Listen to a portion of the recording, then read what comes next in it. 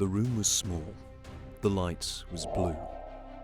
Outside, the town of Greenville, North Carolina was quiet.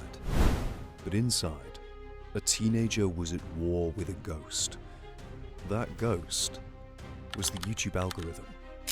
Jimmy Donaldson did not want to be a star or an artist. He wanted to be a scientist. He wanted to find a code. While his friends were out living their lives, he spent 20,000 hours in that room watching numbers move on a screen. He saw patterns in the clicks that no one else noticed. He realized that human attention is not just a feeling, it is a resource that can be mined like coal or refined like oil.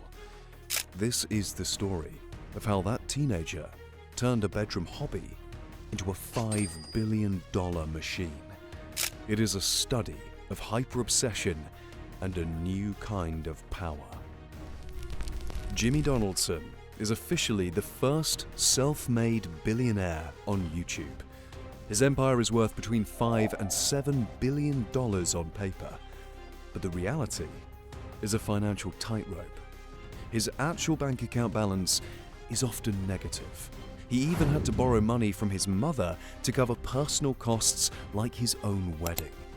He owns nearly 90% of a studio worth billions, yet he lives in a simple duplex for his own safety. He pays himself just enough to stay even. Every single cent of profit is funneled back into a reinvestment machine that creates a barrier to entry no one else can cross. He has pushed the cost of being a creator so high that he is effectively the only player left in his league. We are breaking down how a man with no liquid cash manages to control the eyes of the entire world. Jimmy Donaldson did not want to be a star. He wanted to be a scientist. He was not trying to make art, he was trying to find a code. Most people watch a video and see a story, but Jimmy saw a video and saw math. He spent over 20,000 hours in a small room in North Carolina studying the patterns of virality. He realized that attention is a physical resource that can be mined like coal or refined like oil. To speed up his learning, he founded a secret group of creators who lived on Skype and Discord. They did not talk about typical teenage things like girls or sports. They talked about data. They were lunatics for the algorithm. They did something no one else has ever done by microanalyzing the world of digital video. They would take 1,000 thumbnails and study them for brightness and color. They looked at whether a face on the left side performed better than a face on the right. They even counted the camera cuts in videos with 10 million views because they knew every second matters. This obsession was not healthy. He would wake up, talk about the algorithm for 15 hours, and then go to sleep.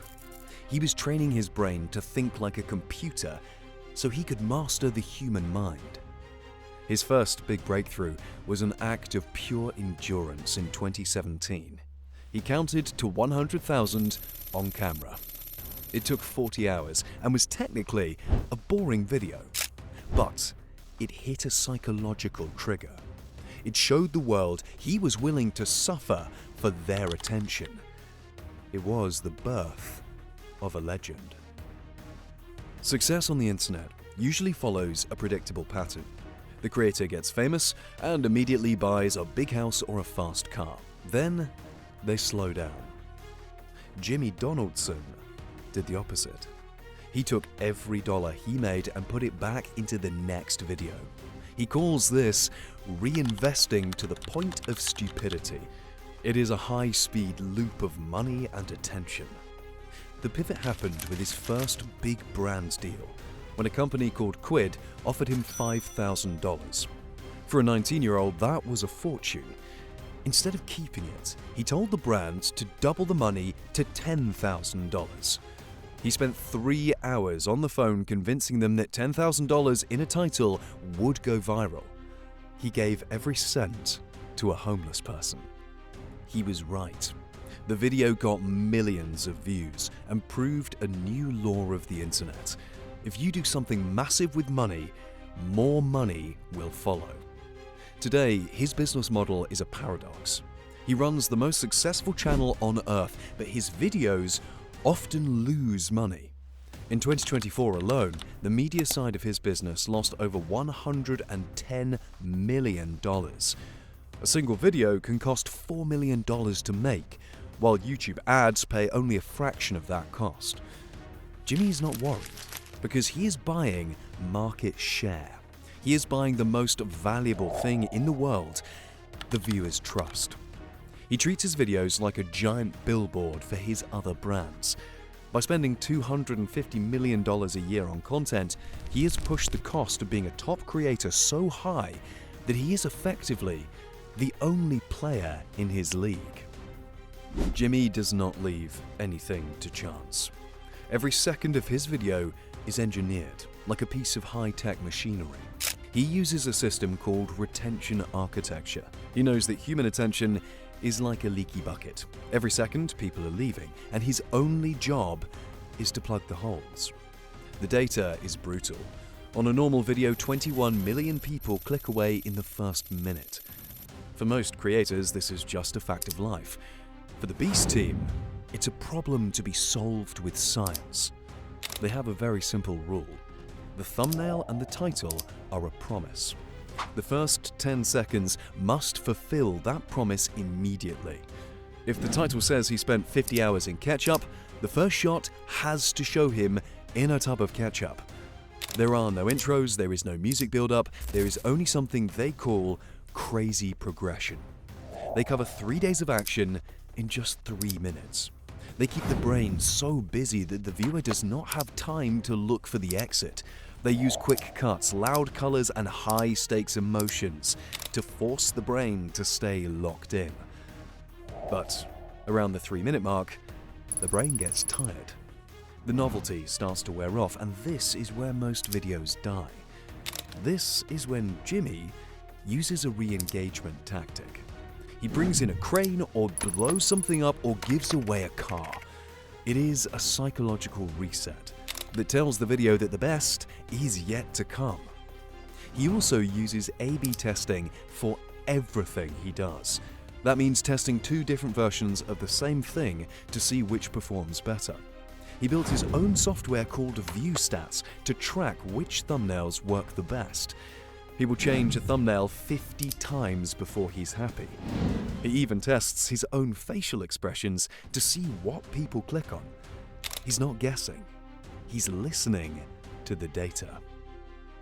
To manage a $5 billion empire, Jimmy had to stop being a YouTuber and become an operator. He built a production machine that looks more like a high-performance military unit than a film crew. He has hundreds of employees and 50,000 square feet of studio space. He even has 100 acres of land for expansion. This is not a team, it's a factory. The culture here is intense because Jimmy only wants A players.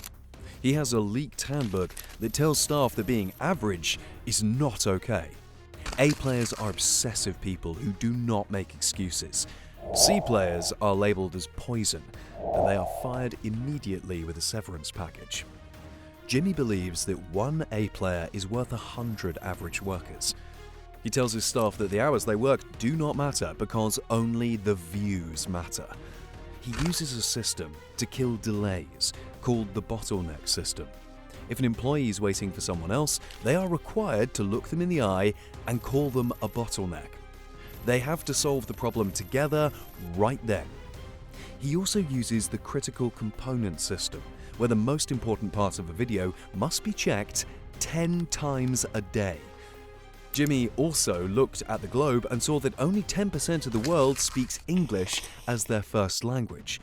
He knew he was leaving 90% of the money on the table, so he built an in-house dubbing company called Creator Global. He hires professional voice actors, so the Spanish MrBeast sounds exactly like the English one. He worked with YouTube to build the multi-language audio feature. This lets him put 22 languages into one video. This tells the algorithm that the video is a global hit, which makes the machine push it even further. Jimmy realized very early that YouTube is just a rented house. To be truly wealthy, he had to own the land. This meant selling physical products directly to his audience. He turned human attention into real-world cash flow. MrBeast Burger was his first major test using ghost kitchens. It was a smart idea that used extra space in existing restaurants. It scaled to 2,000 locations almost overnight, but it failed because he could not control the quality. One burger would be perfect and the next would be raw. He learns that attention can sell something once, but only quality sells it twice. Now, he's trying to shut the business down because it hurts his brand. He learned from the burger mistake and launched Feastables Chocolate. Chocolate is a shelf shopping business. It is a standardized product that is the same every time. Feastables is a cash cow that made $251 million in sales in 2024. It made more profit than the entire media business. The videos are the marketing, and the chocolate is the product. He is building a giant company with zero marketing costs. The next step is Beast Financial. He has filed trademarks for student loans, insurance, and even his own currency. He is building a world where people eat his chocolate, watch his videos, and pay for them with his own credit card. The story of MrBeast is not just about a YouTuber. It's about a new kind of sovereign power. In the past, kings owned land. In the industrial age, titans owned factories. Today, the most powerful people own attention. Jimmy is a media of one who has more viewers than CNN or Netflix unscripted shows. In 2023, he generated 1 billion hours of viewing time. That is more than any single show on Netflix. He is showing that a person with a large audience can act like a nation state. He can provide healthcare or build infrastructure without the government. But this power brings heavy scrutiny. As he becomes a billionaire CEO, the world is looking closer. The Beast Games show on Amazon has been a mess. Contestants have filed a class action lawsuit claiming unsafe working conditions and a lack of food. One person even described a meal of just one hard-boiled egg and a piece of celery. There is also a debate about spectacle philanthropy. Critics argue that he is exploiting poor people for views. Jimmy says that without the video, he would not have the money to help anyone at all. He has redefined what it means to be powerful. The bedroom is now the boardroom. The click is now the crown. The machine shows no signs of slowing down. If you want to see more breakdowns of the world's most powerful empires, make sure to like this video and subscribe so you never miss a thing.